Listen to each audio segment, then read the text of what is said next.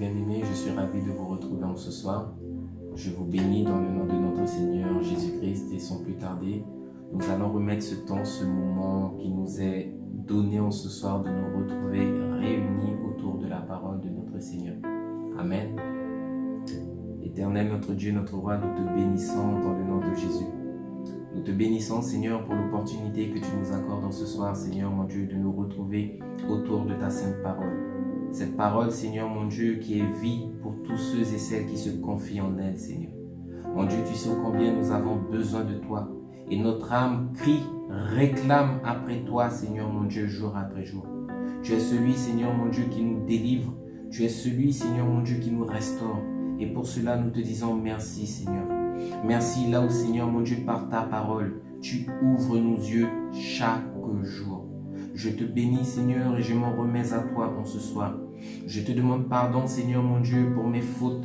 Pitié pour toutes mes iniquités, Seigneur. Pitié là où je n'ai pas été trouvé droit, Seigneur mon Dieu, devant ta face. Pitié là où, Seigneur mon Dieu, le péché s'est trouvé, Seigneur mon Dieu, à mes portes dans le nom de Jésus. Je te demande également pardon, Seigneur mon Dieu, pour ce peuple. Le peuple éternel Dieu des armées qui est en direct, le peuple éternel Dieu des armées qui demain, Seigneur mon Dieu, suivra, Seigneur mon Dieu, cette vidéo, Seigneur. Pitié pour chacun d'entre nous, Seigneur mon Dieu, parce que tu es un Dieu 3 fois saint et tu désires, Seigneur mon Dieu, que les hommes que nous sommes, Seigneur, que nous puissions nous approcher de toi, Seigneur mon Dieu, avec cette crainte, Seigneur mon Dieu, tremblant, Seigneur mon Dieu, devant ta face, afin de te rendre à toi gloire et honneur. C'est pour cela que nous te demandons pitié, Seigneur, pour notre légèreté devant ton trône de grâce. Pitié, Seigneur mon Dieu, là où, Seigneur mon Dieu, nous sommes dans l'ignorance encore devant ta face. Seigneur éternel, nous crions à toi. Viens, Seigneur mon Dieu, toucher nos cœurs encore en ce soir, afin de mettre ta parole, ta vérité, Seigneur, en chacun d'entre nous. Nous crions à toi, Seigneur, parce que nous ne voulons pas ignorer, Seigneur mon Dieu, les desseins du malin. Le malin, Seigneur mon Dieu, qui désire, Seigneur mon Dieu, prendre l'avantage sur nous. Seigneur, aide-nous, Seigneur mon Dieu, par ta parole et par les outils que tu nous donnes, de nous tenir debout, Seigneur mon Dieu, afin de résister, Seigneur mon Dieu, à la tentation et à la séduction de l'ennemi. Aide-nous, Seigneur, parce que tu es notre force dans le nom de Jésus. Je te bénis, Père, et je remets ce temps, je remets ce moment entre tes mains, dans le nom puissant de Jésus. Amen. Amen, peuple de Dieu. Donc, en ce soir, le thème sera « Qu'est-ce qu'un prophète ?»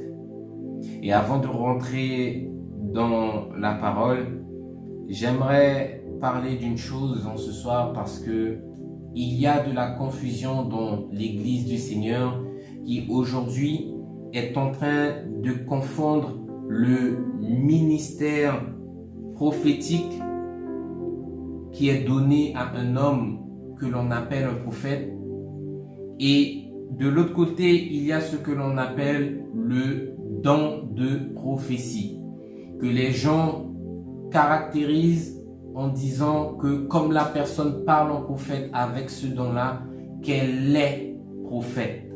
Mais c'est deux choses différentes où toi et moi, on doit apprendre à faire la distinction. La Bible nous dit que dans les derniers jours, le Seigneur répandra de son esprit sur toute chair et petits et grands prophétiseront. C'est un don qui sera donné au peuple, aux habitants de la terre. Mais ça ne veut pas dire que parce que petits et grands prophétiseront que tous seront prophètes. Ce sont deux choses différentes et deux choses opposées, mais qui sont tous les deux, que ce soit le ministère, que ce soit le don, qui sont utilisés pour l'édification, pour la construction du corps du Christ. Et je vous invite, bien aimés, premièrement dans le livre de Jérémie au chapitre 1, afin que nous puissions voir de quoi il s'agit. Jérémie 1 à partir du verset 5. Il est écrit « Avant que je t'ai formé dans le ventre de ta mère, je te connaissais et avant que tu sois sorti de son sein, je t'avais consacré, je t'avais établi prophète des nations. » La Bible nous dit que le Seigneur, avant même que cette personne ne soit conçue dans le sein maternel, c'est-à-dire dans le ventre de sa mère, le Seigneur l'avait déjà établi prophète des nations. Le Seigneur l'avait déjà choisi pour que dans sa vie, il devienne un prophète, un serviteur de Dieu. Et aujourd'hui, bien-aimés, comme nous le savons, il y a 5 ministères. Le ministère prophétique qui est donné à un prophète, il y a l'apôtre, il y a l'évangéliste, il y a le ministère pastoral qui est donné au pasteur et le doctorat qui est donné au docteur. Tout cela, bien-aimés, forme les différents ministères que le Seigneur lui-même a établis, mis en place pour la conception, la restauration, la construction, la consolidation du corps du Christ. Et tous nous sommes appelés dans le Seigneur. Mais j'aimerais te dire que tous, nous ne sommes pas appelés à être prophètes.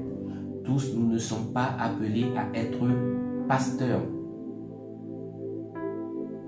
Chacun d'entre nous, nous avons un appel particulier selon ce que le Seigneur lui-même aura de prévu pour toi, pour moi. Amen. Et nous avons de l'autre côté les dons spirituels qui sont donnés par le Saint-Esprit. Il y en a 9 au total. Je vous invite à les voir rapidement dans le livre de 1 Corinthiens, bien-aimés. 1 Corinthiens à partir du chapitre 12 au verset 4. La Bible nous dit, il y a diversité de dons, mais le même esprit. Parce que oui, c'est le Saint-Esprit qui donne les dons à tous, comme il lui plaît. Tu peux prier pour avoir un don, oui, mais c'est le Saint-Esprit qui les donne. Ce n'est pas toi qui choisis ce que tu veux. Ce n'est pas toi qui exige du Seigneur d'avoir. Non. Tout se fait dans la prière. Tout se fait dans l'humiliation à Dieu où tu intercèdes pour pouvoir demander au Seigneur dans l'humilité et pour ta propre vie les dons du Saint-Esprit. L'apôtre Paul lui-même nous recommande de demander les dons du Saint-Esprit au Seigneur.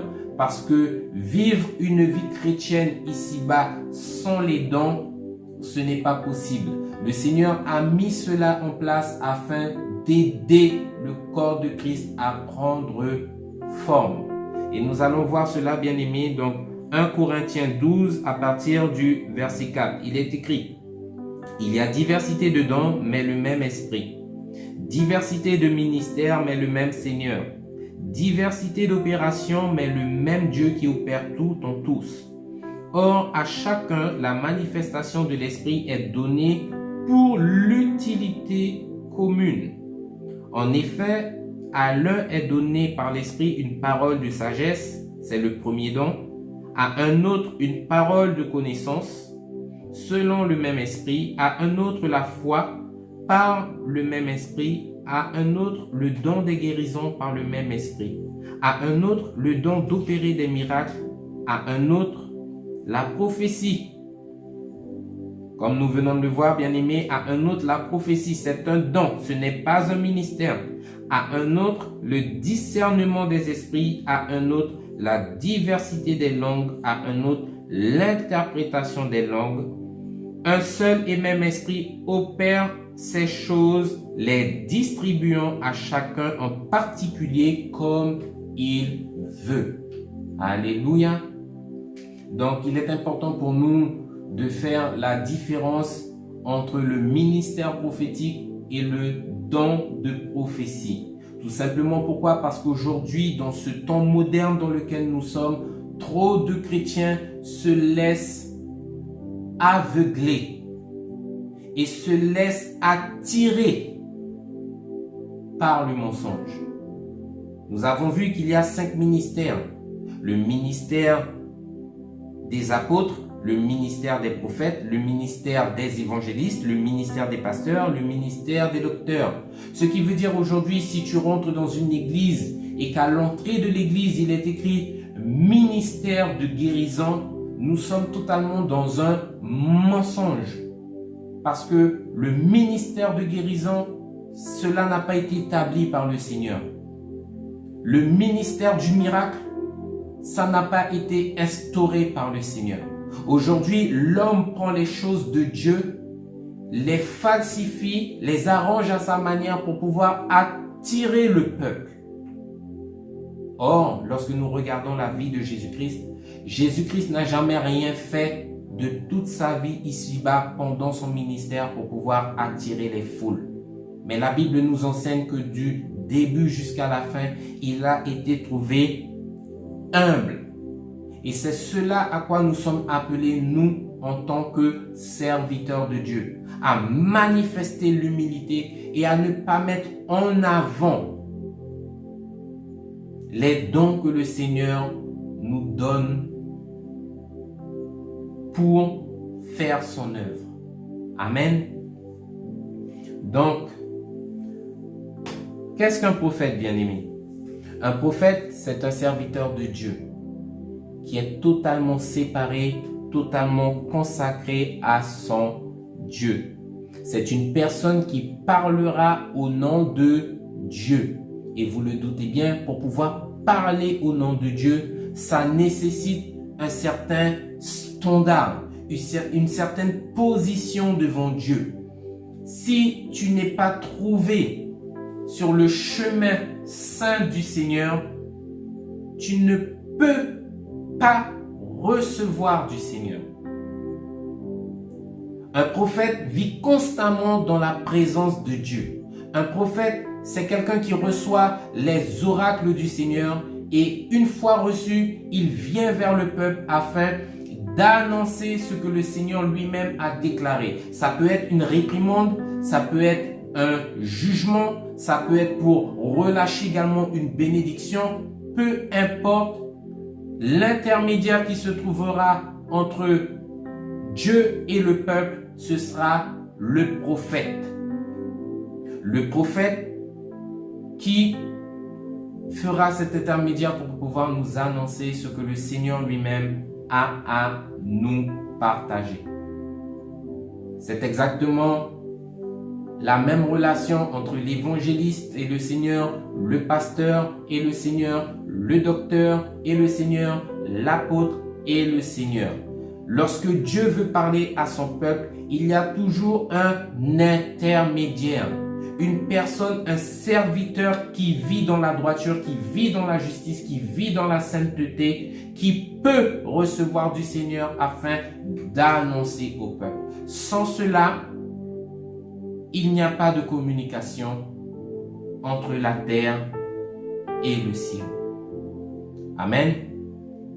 La Bible nous dit que les prophètes bien-aimés, ce sont des personnes qui ne se trompent pas. Quand tu vois les prophètes dans la Bible, ce sont des personnes qui ne se trompent pas lorsqu'elles ouvrent la bouche en présence du peuple pour pouvoir annoncer les oracles de Dieu. Or, aujourd'hui, dans ce temps moderne dans lequel nous sommes, en 2020, il y a toutes sortes de prophètes dans les nations, des prophètes qui font toutes sortes de prophéties, des prophéties mensongères, des prophéties trompeuses pour pouvoir égarer le peuple. Le prophète reçoit directement de Dieu. Lorsqu'il est connecté au ciel, il reçoit de Dieu. Et ce qu'il reçoit, c'est la vérité. Il ne reçoit pas le mensonge. Amen. Et aujourd'hui, bien-aimés, dans le temps dans lequel nous vivons, nous le savons, la modernité a pris place dans bon nombre de choses dans nos vies, dans ce siècle présent. Mais la modernité également a falsifié nombre de choses dans la parole du Seigneur. Je vous invite, bien-aimés, dans le livre de 1 Samuel. Nous allons voir ce qu'est un prophète et comment était appelé un prophète autrefois. 1 Samuel 9, à partir du verset 9. Il est écrit: autrefois en Israël, quand on allait consulter Dieu, on disait: venez et allons vers le voyant. Car celui qu'on appelle aujourd'hui le prophète s'appelait autrefois le voyant. Alors aujourd'hui, le titre de voyant est donné dans ce siècle présent aux médiums, aux mages, aux sorciers. Chez nous, on dit les gadors, à tout ce genre de personnes qui pratiquent la divination, qui est en abomination à l'Éternel. Aujourd'hui, ces personnes-là sont totalement dans la désobéissance. Ces personnes-là, aujourd'hui, se prétendent et s'acquièrent le droit devant les hommes de dire qu'ils voient, qu'ils lisent l'avenir. Alors que, bien-aimés, la Bible nous le dit, nous venons de le lire dans le livre de 1 Samuel 9 au verset 9. Un prophète est un voyant. Un prophète, c'est une personne qui a la possibilité, la capacité de voir ce qui se passera demain, de voir ce qui se passera dans la suite des temps et d'annoncer au peuple les jours mauvais qui arrivent lorsqu'il est trouvé dans la désobéissance. Nous voyons ça souvent lorsque l'Éternel envoie ses prophètes vers Israël afin de leur annoncer qu'il y a un jugement qui arrive. Détournez-vous de la mauvaise voie sur laquelle vous êtes et revenez à moi, dit le Seigneur. Aujourd'hui, le prophète, c'est une sentinelle. Il a un regard perçant qui lui permet de voir ce que toi et moi, nous ne voyons pas, afin de venir rapidement devant le peuple et annoncer au peuple ce qui se prépare devant nous. Et quand nous lisons la Bible nous dit bien que les prophètes du Seigneur, ce sont des personnes qui ont été calomniées, ce sont des personnes qui ont été méprisées, ce sont des personnes qui ont été battus, qui ont été maltraités, qui ont été enfermés en prison pour certains, nourris uniquement avec du pain, avec de l'eau. Alors que ces personnes-là, bien aimés, ce sont des personnes qui sont constamment en communication et en relation avec le ciel, qui te disent ce qui arrivera. Bien entendu, nous sommes libres d'accepter, libres de mépriser ce qui était le cas d'Israël jusqu'à ce que la sentence, le jugement arrive et que l'on se rende compte que oui, effectivement, il y avait véritablement un prophète au milieu de nous qui nous avait prophétisé qu'un jugement arrivait et nous n'avons pas écouté. Aujourd'hui, c'est le jugement du Seigneur qui s'abat sur nous. Amen. La Bible nous dit, bien aimé, que le prophète, comme je vous l'ai dit, il parle au nom du Seigneur. Et parler au nom du Seigneur, ça nécessite un certain standard. La Bible nous dit que le Seigneur est un Dieu 3 fois saint et que tous ceux et celles qui s'approchent de lui, qui prononcent le nom de l'Éternel, que ces personnes-là s'éloignent de l'iniquité. Ce qui veut dire que le prophète lui-même, c'est un temple saint, c'est un temple vivant, un temple saint, un temple agréable au Seigneur, un temple qui vivra séparé de toutes les pratiques, de toutes les coutumes, de toutes les traditions de ce monde. Je vous invite, bien-aimés, dans le livre de Deutéronome 18, et nous allons rentrer dans la parole. Donc, comme je vous l'ai dit, le prophète, c'est une personne qui se garde dans une pureté totale pour le Seigneur. Un prophète a le droit de la part de Dieu de se tenir entre les hommes et Dieu pour pouvoir faire son ministère, c'est-à-dire annoncer au peuple les oracles de Dieu. Mais comme je vous l'ai dit, ça nécessite un standard. Tu ne peux pas t'auto-proclamer prophète, tu ne peux pas dire au monde entier sur des chaînes télévisées que tu es un prophète et tu es trouvé dans la fornication, Tu ne peux pas dire que tu es un prophète et ta vie c'est un mensonge. Tu ne peux pas dire que tu es un prophète et tu dépouilles la maison de Dieu. Impossible. Le prophète est totalement soumis à son Dieu. Comme tout enfant de Dieu est soumis dans la crainte de Dieu. Deutéronome 18 à partir du verset 20. Nous prenons la lecture. Il est écrit: mais le prophète qui aura l'audace de dire en mon nom une parole que je ne lui aurais point commandé de dire, ou qui parlera au nom d'autres dieux, ce prophète-là sera puni de mort. Ici, bien-aimé, le Seigneur te donne une parole, mais au travers de cette parole, il te donne la sentence. Pour toutes les personnes qui se disent prophètes et qui désirent parler au nom de l'Éternel. Tu es prophète, tu parles au nom de l'Éternel. Assure-toi bel et bien que c'est le Seigneur qui te missionne, parce que si ce n'est pas le Seigneur et que tu t'es toi-même auto-proclamé, la Bible te donne la sentence, tu seras puni de mort. Rappelons-le bien que le Seigneur lui-même nous dit dans sa parole que ce n'est pas celui qui se recommande lui-même qui est approuvé de Dieu, mais c'est celui que le Seigneur recommande qui est approuvé. Donc aujourd'hui, en tant que créature du Seigneur, nous n'avons pas le droit de nous autoproclamer pasteur, nous n'avons pas le droit de nous autoproclamer prophète, parce que bien aimé, en faisant cela, tu es dans un mensonge, tu es dans une tromperie et c'est la mort qui t'attend. Parce que tu te permets de parler au nom du Seigneur. Et la Bible nous dit bien, tu ne prendras pas le nom de l'Éternel en vain. Amen. La Bible nous dit que au verset 20, mais le prophète qui aura l'audace de dire en mon nom une parole que je ne lui aurais point commandé de dire, ou qui parlera au nom d'autres dieux, ce prophète-là sera puni de mort. L'audace, bien-aimé, c'est le contraire de la peur. C'est le fait de faire quelque chose en connaissant la sentence qui vient derrière. En d'autres termes, tu braves l'interdit pour faire quand même, alors que tu sais ce qui t'attend derrière. Le jugement, la mort, dit le Seigneur. Être audacieux en voulant s'autoproclamer prophète, ça te conduit directement dans le tombeau, te dit la Bible.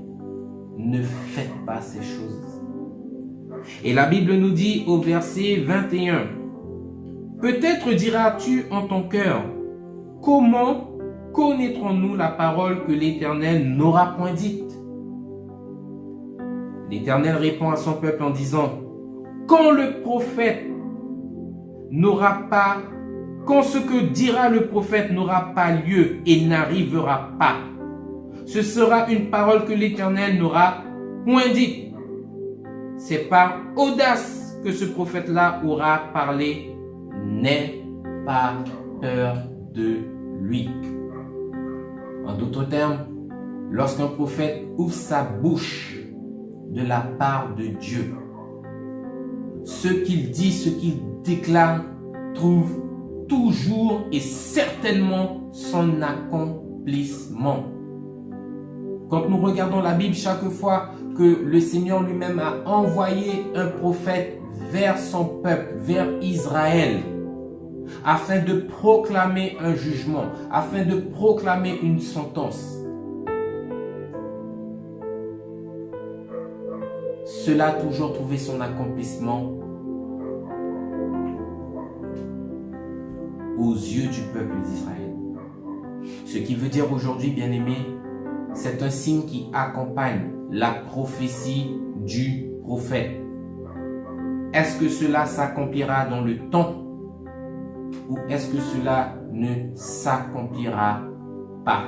Et nous avons toutes sortes de prophéties aujourd'hui que nous avons dans la Bible qui sont aujourd'hui pour la plupart accomplies. Lorsque nous voyons le prophète Ésaïe lui-même parler, inspiré par le Seigneur en disant que « et la Vierge deviendra enceinte », nous trouvons l'accomplissement de cette prophétie dans le Nouveau Testament au travers de la Vierge Marie qui met au monde de notre Seigneur Jésus-Christ.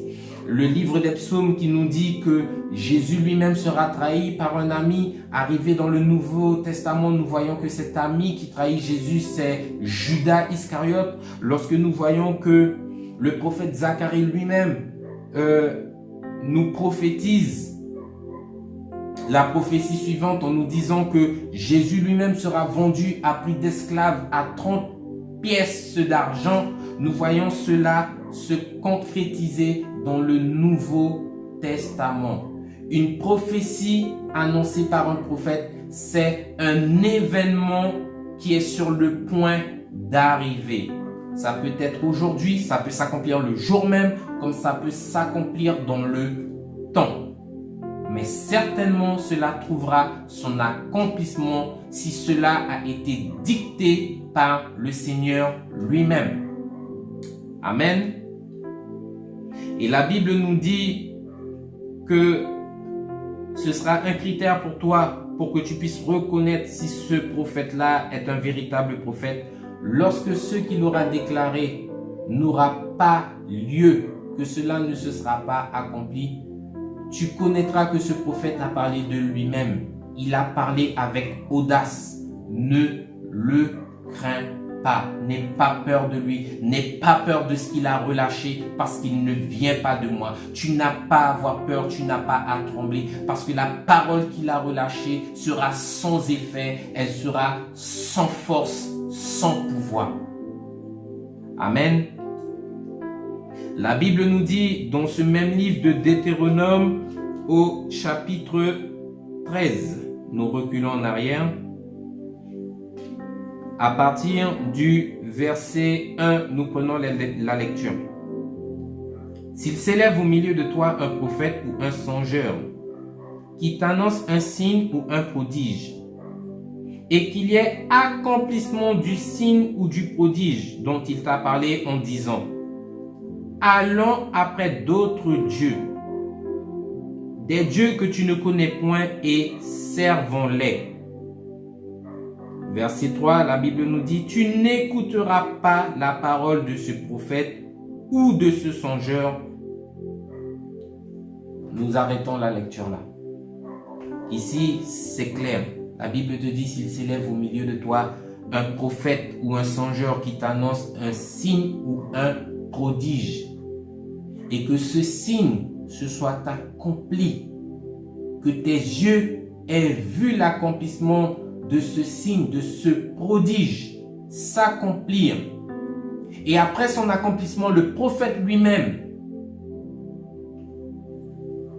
appelle le peuple à adorer d'autres dieux. La Bible nous dit: tu n'écouteras pas les paroles de ce prophète ou de ce songeur.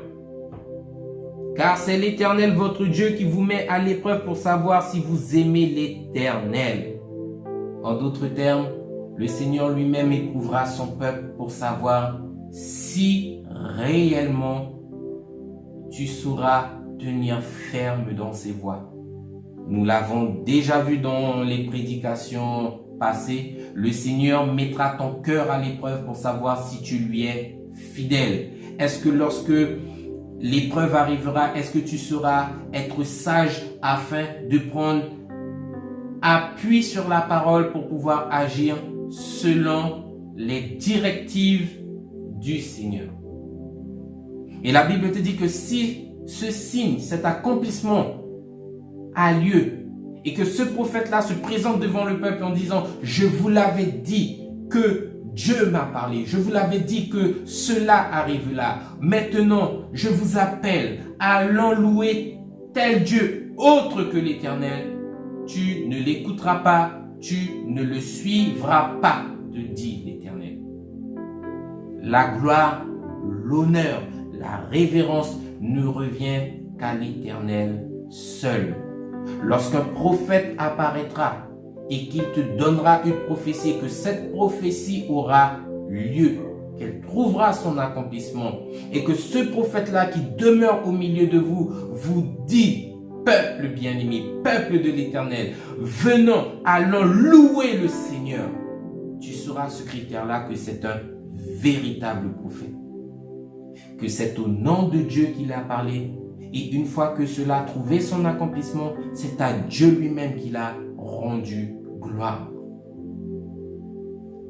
Amen. Ici, nous voyons, bien-aimés, les deux signes qui nous permettent de considérer qui sont les véritables prophètes de Dieu, de ceux qui parlent de leur propre chef avec audace, et qui sont ceux qui parlent en voulant détourner le peuple à aller après d'autres dieux. Un véritable prophète ne regarde qu'à l'Éternel, et il n'y a qu'à l'Éternel qu'il rendra gloire, parce qu'il est fidèle à son Dieu. Amen. Et aujourd'hui, bien-aimés, c'est une parole que tous nous connaissons. Le peuple entier, la terre entière connaît ce verset-là. Lorsqu'on vient, qu'on vous parle d'un prophète, oui, nous avons trouvé une personne qui parle au nom de l'Éternel. Ce qu'elle dit au travers de sa bouche, cela trouve toujours son accomplissement dans notre nation ou par-dessus le monde entier. Mais nous voudrions, bien-aimés, que vous puissiez connaître cette personne. Ces personnes-là s'appuient sur la parole du Seigneur pour nous dire à nous serviteurs, la Bible nous dit: méfiez-vous des faux prophètes. Il est vrai que la Bible te dit de te méfier des faux prophètes. C'est un ordre qui nous est donné. Méfiez-vous, faites attention, parce qu'au milieu de vous, il y aura de faux serviteurs. Il y aura de faux frères dans la foi. Il y aura tous ceux et celles qui introduiront, comme l'apôtre Paul nous dit, des sectes pernicieuses afin d'égarer le plus grand nombre. Mais la Bible te donne également le discernement pour pouvoir discerner et reconnaître par la parole de l'Éternel qui sont les véritables serviteurs, qui sont de véritables apôtres, qui sont de véritables pasteurs, qui sont de véritables évangélistes, qui sont de véritables prophètes. Aujourd'hui, chacun d'entre nous, nous avons par l'Esprit du Seigneur la capacité de discerner avec le don du discernement, avec la sagesse de Dieu, qui sont ces ouvriers d'iniquité qui sont au milieu du peuple. Ces ouvriers qui aujourd'hui ravagent l'église du Seigneur. La Bible nous dit aujourd'hui: gardez-vous des faux prophètes. Je vous invite, bien-aimés, dans le livre de Matthieu.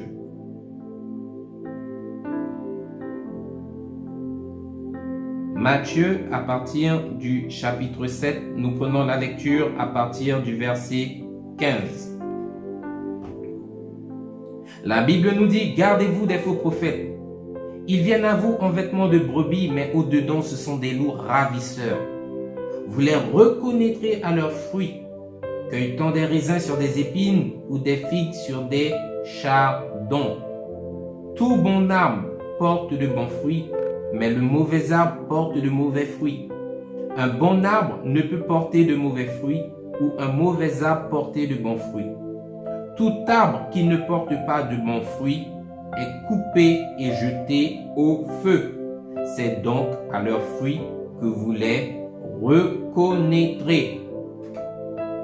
En d'autres termes, c'est à leurs œuvres que vous les reconnaîtrez. Comme je l'ai dit, tu ne peux pas dire que tu es un pasteur et tu es dans le péché sexuel. Tu ne peux pas dire que tu es un prophète et tu es dans l'avarice. Tu es dans la cupidité. Tout ce qui t'intéresse, c'est rechercher la fortune, rechercher la richesse. Parce qu'aujourd'hui, lorsque nous regardons les prophètes dans le monde entier, c'est le critère numéro 1. C'est la compétition pour la fortune. Les prophètes d'aujourd'hui, ce sont des hommes de mensonges, des hommes qui prophétisent la fausseté, qui prophétisent la tromperie, qui dépouillent le peuple afin de s'élever financièrement. Et la Bible te dit que c'est à leurs fruits que vous les reconnaîtrez. Lorsque nous regardons la Bible depuis la Genèse jusqu'à l'Apocalypse, il n'a jamais été décrit un prophète qui vende la parole du Seigneur. Il n'a jamais été décrit de prophète qui vendent les dons du Seigneur. Lorsque nous regardons le livre de Daniel, Daniel lui-même est appelé à interpréter les rêves du roi, et en interprétant le rêve, le roi lui dit, bien, si tu arrives à interpréter, je t'enrichirai de telle manière, mais Daniel lui-même, homme sage, répond au roi, roi, mon Seigneur, garde tes dons, garde tes présents pour toi, parce que celui qui révélera, celui qui interprétera, ce sera pas moi. C'est le Seigneur lui-même qui me donnera la connaissance pour que je puisse interpréter ton songe. Lorsque nous regardons également les autres serviteurs, lorsque nous regardons l'apôtre Paul lui-même, lorsqu'il fait le bilan de son ministère, dans une des villes là où il a été évangélisé, là où il a été présenté l'évangile, l'apôtre Paul lui-même dit, ce que j'ai recherché, ce n'est pas votre argent, mais c'est vous-même. Je ne me suis rendu coupable d'aucune de ces choses. Ce qui veut dire aujourd'hui, la principale préoccupation pour toute personne ayant reçu ce fardeau, ayant reçu ce ministère, peu importe là où tu es appelé, c'est la préoccupation des âmes. Voici les fruits que le Seigneur voudra voir demain matin devant sa face. Où sont les âmes que tu as été arraché pour Christ qui était assis dans les ténèbres? Où sont les âmes que tu as été arraché des portes et des griffes de la mort? Où sont les âmes que tu as restaurées, que tu as affranchies par la vérité de la parole du Seigneur? Où sont ces fruits? Où sont les fruits qui viennent, qui sont en train de pousser dans ton ministère? Le Seigneur ne t'a jamais appelé à faire le fruit de la cupidité pousser, à faire le fruit de la prospérité pousser, à faire le fruit de l'apostasie pousser. Mais tout ce que le Seigneur veut voir, c'est un fruit pur, un fruit sain et un fruit durable. Les âmes. La Bible t'appelle, toi et moi, à produire toutes sortes de bonnes œuvres, à t'efforcer chaque jour à être agréable à Dieu. Et non pas en abomination, mais agréable à Dieu. Parce que le sais-tu, oui bien-aimé, toi comme moi, tu as la possibilité par tes efforts, par ta persévérance, par ton endurance, d'être agréable au Seigneur. La Bible nous dit, gardez-vous des faux prophètes, parce qu'ils viennent à vous en vêtements de brebis. Le faux prophète bien-aimé, c'est celui qui aura cette parole mielleuse, cette parole douce, pour pouvoir convaincre les cœurs. Mais nous savons par nous-mêmes en tant que serviteurs de Dieu, que lorsque nous sommes appelés à prêcher la parole, que c'est pas nous-mêmes, ce n'est pas par nous-mêmes que nous convainquons les cœurs des âmes, les cœurs des bien-aimés, tout simplement parce qu'il nous est demandé à nous de porter la parole, et c'est l'Esprit Saint qui fera son œuvre dans le cœur de ces personnes. Je n'ai pas aujourd'hui le pouvoir de convaincre ton cœur, mais la Bible te dit que c'est le Seigneur lui-même par son Esprit Saint qui convaincra les cœurs de péché, de jugement et de justice. Cette tâche ne me revient pas à moi. Amen. La Bible nous dit concernant les faux prophètes, comme nous venons de vous le dire, le véritable prophète, tu arriveras à le discerner, tu arriveras à le retrouver dans cette authenticité, dans cette vérité, parce qu'il agira selon la fidélité, selon la droiture de Dieu et avec l'amour de Dieu pour pouvoir transmettre ce qu'il reçoit fidèlement au peuple. Mais la Bible nous dit que les faux prophètes, ce sont des charlatans. Les faux prophètes, ils abusent de la faiblesse du peuple. Et nous voyons ça, bien aimé, dans le livre de 2 Pierre. 2 Pierre 2, à partir du verset 1. La Bible nous dit: il y a eu parmi le peuple de faux prophètes, et il y aura de même parmi vous de faux docteurs, qui introduiront sournoisement des sectes pernicieuses et qui, reniant le maître qui les a rachetés, donc Jésus-Christ, attireront sur eux une ruine soudaine. Et nous voyons au verset 2, l'œuvre de l'apostasie, l'œuvre du détournement, l'œuvre du dérèglement dans l'Église, l'œuvre du mensonge. La Bible nous dit: plusieurs les suivront dans leur dérèglement et la voix de la vérité sera calomniée à cause d'eux. Par cupidité, ils vous exploiteront au moyen de paroles trompeuses, eux que menacent depuis longtemps la condamnation et dont la ruine ne sommeille point. En d'autres termes, comme je vous l'ai dit tout à l'heure là, celui qui se proclame, qui s'auto-proclame prophète de Dieu et qui se permettra de parler au nom du Seigneur, d'apporter une révélation au nom du Seigneur alors qu'il n'aura rien reçu, la Bible nous dit que c'est la mort. C'est la mort qui l'attend. Et là, la Bible nous dit que c'est une ruine qui ne sommeille et qui ne dort sur eux qui les attend. Ça veut dire que le malheur peut les atteindre à n'importe quel moment. Aujourd'hui, tu ne peux pas te permettre d'être audacieux comme nous l'avons lu dans le livre de Deutéronome 18 au verset 20 à 22. Tu ne peux pas te permettre d'être audacieux devant le Seigneur, de connaître la sentence qui est déjà proclamée si tu fais telle chose à l'encontre de la parole de Dieu et de te dire je vais quand même y aller. Les conséquences seront terribles parce que tu savais à quoi tu allais te confronter. Il n'y aura pas d'excuse. La Bible nous dit il y a eu parmi vous de faux prophètes, il y en aura parmi vous de faux docteurs qui introduiront des sectes pernicieuses. En d'autres termes, ces personnes-là ne seront pas fondées sur la fondation de la sainteté. Aujourd'hui, les faux prophètes que nous avons sont dans le péché sexuel. Les faux prophètes que nous avons sont dans la cupidité. Les faux prophètes que nous avons sont dans toutes sortes de dérèglements que la Bible condamne. La Bible nous prêche un Dieu 3 fois saint. La Bible ne nous prêche pas le Dieu de l'impureté, le Dieu de l'immoralité sexuelle, mais la Bible nous présente un Dieu saint, saint, saint et qui appelle tous ses enfants, tous ses serviteurs à paraître devant lui dans le standard de la sainteté.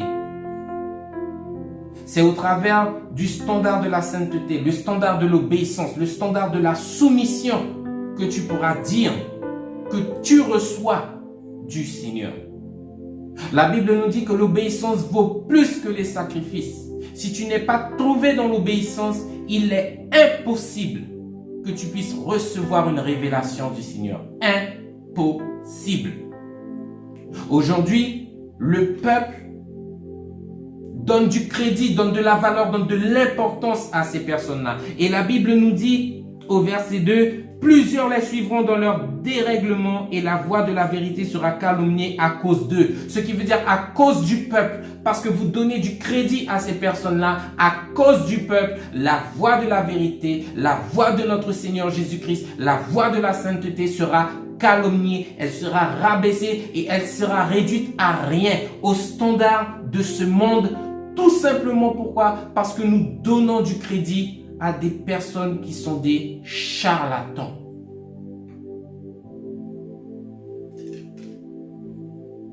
Nous avons comme rôle, en tant que serviteurs authentiques du Seigneur, de dénoncer ces choses.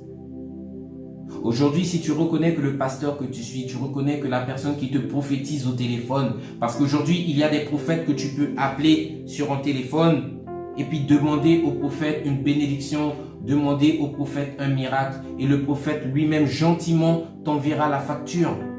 Où est-ce que nous avons déjà vu dans la Bible un prophète vendre les dons du Seigneur? C'est une folie, bien-aimé. C'est une tromperie.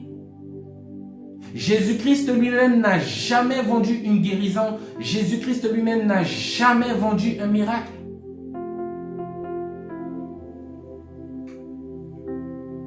La Bible nous dit que pour ces serviteurs qui agiront par cupidité, ils exploiteront le peuple au moyen de paroles trompeuses. Et la Bible nous dit que tu ne peux pas servir deux maîtres. À un moment, bien-aimé, tu vas devoir t'attacher à l'un et mépriser l'autre. Tu ne peux choisir Dieu et maman. Maman, c'est le Dieu de la prospérité, c'est le Dieu de la richesse. Voici le Dieu que les faux prophètes de ce siècle sont en train de louer. L'argent, le périssable, les choses matérielles. Jamais les choses matérielles de ce monde n'ont sauvé l'homme. Il n'y a que notre foi en Jésus-Christ, notre obéissance en Jésus-Christ qui font qu'aujourd'hui le Seigneur agisse dans sa grâce et dans sa miséricorde dans notre misérable existence. Recommandons notre sort au Seigneur bien-aimé. Amen. La Bible nous dit, je vous invite dans le livre de 2 Chroniques,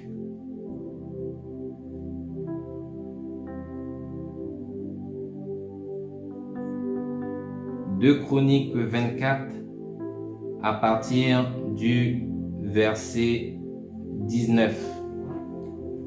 Nous prenons la parole.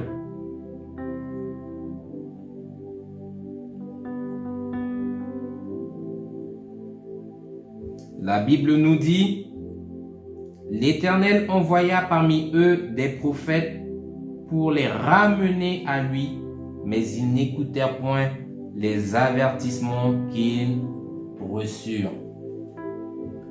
En d'autres termes, chaque fois que le Seigneur dans la Bible a levé un prophète, c'est parce que la condition d'Israël était déplorable devant le Seigneur. Le peuple d'Israël était trouvé dans une condition misérable, dans une condition où il ne cessait d'enfreindre les lois du Seigneur, dans une condition qui leur donnait de toujours être dans le mensonge, dans le péché, en sorte que le Seigneur, par son esprit, levait un homme divinement inspiré afin qu'il se présente au peuple et déclare les oracles qu'il a reçus du Seigneur pour dire au peuple, le Seigneur vous appelle à revenir à lui. Chaque fois que nous voyons un prophète annoncer une parole au peuple, le prophète, la seule parole qu'il donne au peuple, c'est la même parole que le prophète Jean-Baptiste lui-même donnait. C'est la même parole que le prophète Jésus-Christ de Nazareth donnait également au peuple. Repentez-vous et revenez à moi, dit l'Éternel. Vous vous êtes éloignés, vous vous êtes égarés sur la voie de la perdition. Revenez à moi et je reviendrai à vous, dit le Seigneur. Et aujourd'hui, bien-aimés, ça n'a pas changé. Le Seigneur Jésus-Christ t'appelle à revenir dans la repentance. Le Seigneur Jésus-Christ t'appelle à revenir dans la sainteté, dans le processus de la sanctification. Le Seigneur Jésus-Christ t'appelle à renoncer à toi-même. Le Seigneur Jésus-Christ t'appelle à abandonner toute cette vie immorale, cette vie de mensonge dans laquelle tu te trouves, cette vie qui ne te sera guère profitable pour la suite, si ce n'est attirer sur toi une condamnation, la Bible dit une ruine soudaine, mais également une malédiction. La Bible nous dit que le peuple que nous sommes récalcitrants, nous sommes rebelles à entendre la vérité. Mais il n'y a que la vérité, bien-aimé, qui puisse te ramener sur le droit chemin. Et c'est pour cela que nous, en tant que serviteurs, nous nous faisons un devoir, dans la crainte du Seigneur, de vous donner les vérités. Tout simplement pourquoi? Parce que nous vous aimons, bien-aimés, et nous ne voulons pas que demain, vous puissiez finir dans le feu éternel qui a été préparé pour Satan et pour ses anges. La souffrance est éternelle là-bas et elle est terrible.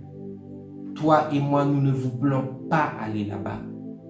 Il est primordial pour nous que nous puissions tourner nos cœurs vers la vérité et nous détourner de la fausseté. Mais aujourd'hui, bien-aimés, il y a quelque chose à dire. Le peuple est rebelle. Le peuple est récalcitrant. Le peuple est endurci. La Bible nous dit que les hommes aujourd'hui ont préféré demeurer dans les ténèbres parce qu'ils savaient que leur œuvre était mauvaise. Ils n'ont pas voulu choisir Christ. Ils n'ont pas voulu venir à la lumière.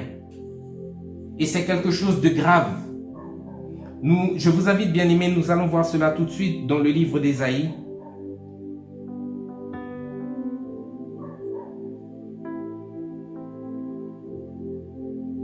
Ésaïe, bien-aimé, à partir du chapitre 30. Je vous invite à prendre la lecture avec moi à partir du verset 9.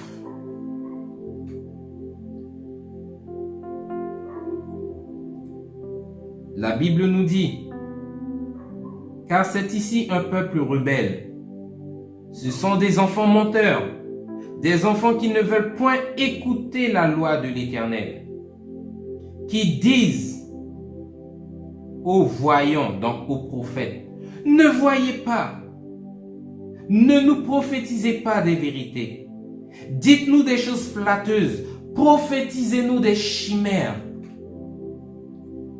Détournez-vous du chemin, écartez-vous du sentier et éloignez de notre présence le Saint d'Israël. » En d'autres termes, laissez-nous dans notre péché.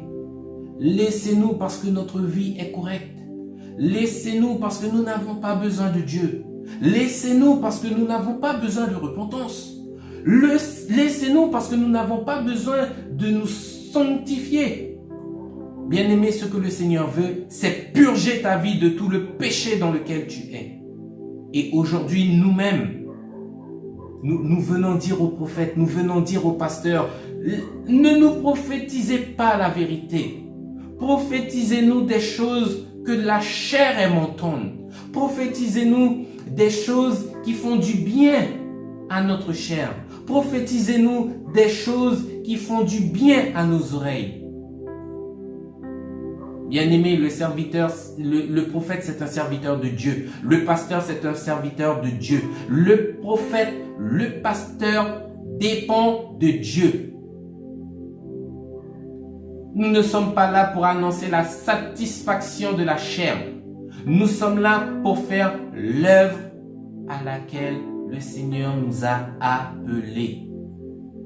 Parce que si nous ne le faisons pas, il y a une condamnation également qui nous attend. Alors, il est préférable pour nous que nous puissions être en règle avec le Seigneur que d'être en complaisance avec le péché d'être trouvé en complaisance avec le monde. Il est plus avantageux pour nous, serviteurs de Dieu, pour nous, enfants de Dieu, de demeurer dans la vérité, de demeurer dans la droiture du Seigneur. Amen. Donc, la Bible nous dit, ne nous prophétisez pas des vérités au verset 10, mais dites-nous des choses flatteuses. Les choses flatteuses, comme je l'ai dit, ce sont des choses douces, ce sont des choses mielleuses que l'on aime entendre. En d'autres termes, viens au Seigneur comme tu es. Ne change pas ta vie. Le Seigneur est bon, il est miséricordieux, c'est un Dieu d'amour. Tu as gagné le paradis. Viens au Seigneur comme tu es. Tu peux continuer ta vie dans l'immoralité sexuelle. Le Seigneur te bénira. Viens au Seigneur comme tu es. Le Seigneur lui-même te bénira avec une voiture. L'évangile aujourd'hui a été falsifié en faisant en sorte de promettre toujours plus à l'homme. Dieu est devenu en quelque sorte un Père Noël où il distribue des bénédictions à tout vent. La Bible te dit que pour recevoir la bénédiction, bien-aimé, le secret, c'est l'obéissance.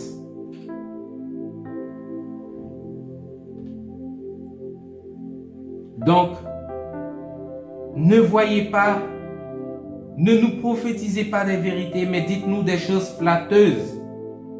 Prophétisez-nous des chimères. La chimère, bien-aimé, c'est une illusion, c'est une tromperie, c'est de la fausseté. En d'autres termes, comme je vous l'ai dit, je vais te prophétiser que tu as gagné le royaume et au jour où tu meurs, tu te rends compte que la prophétie que je t'ai vendue, la prophétie que le prophète, le faux serviteur t'a vendue, te conduit droit en enfer. C'est une chimère, c'est une illusion, c'est une fausseté, c'est un mensonge. Le seul véritable évangile qui conduit l'homme, qui conduit l'humanité dans le royaume de Dieu, dans le sein de Dieu, dans le repos de Dieu, c'est l'évangile de la souffrance, c'est l'évangile de la croix et du sang. L'évangile où Christ lui-même n'a pas hésité une seule seconde à se livrer à la croix pour toi. Il n'y a que cet évangile qui sauve. Bien-aimés, aujourd'hui, c'est quelque chose de dramatique parce que les prophètes que le Seigneur a envoyés dans le temps de l'Ancien Testament, le peuple d'Israël les a toujours condamnés. La Bible nous dit que ces prophètes-là ont toujours été méprisés, ils ont toujours été rejetés du peuple. Et l'avertissement qu'ils apportaient a toujours été méprisé. Jusqu'au jour où cet avertissement-là est arrivé, ce jugement est arrivé et que le peuple s'est retrouvé à subir le jugement de Dieu. Mais les prophètes eux-mêmes, les prophètes du Seigneur, ont toujours vécu une vie difficile face à l'endurcissement du peuple, mais également face à la méchanceté du peuple. Parce que les prophètes ont toujours été persécutés, maltraités et tués. Et à cause de cela, la Bible nous dit que le Seigneur lui-même, en entrant dans Jérusalem, s'est lamenté sur Jérusalem. Il a pleuré sur Jérusalem parce que Jérusalem n'a pas su le trésor qu'il était en train de perdre. Je vous invite dans le livre de Luc.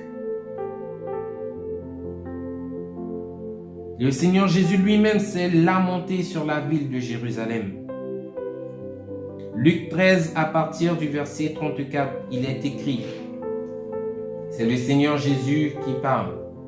Jérusalem, Jérusalem, qui tue les prophètes et qui lapide ceux qui te sont envoyés.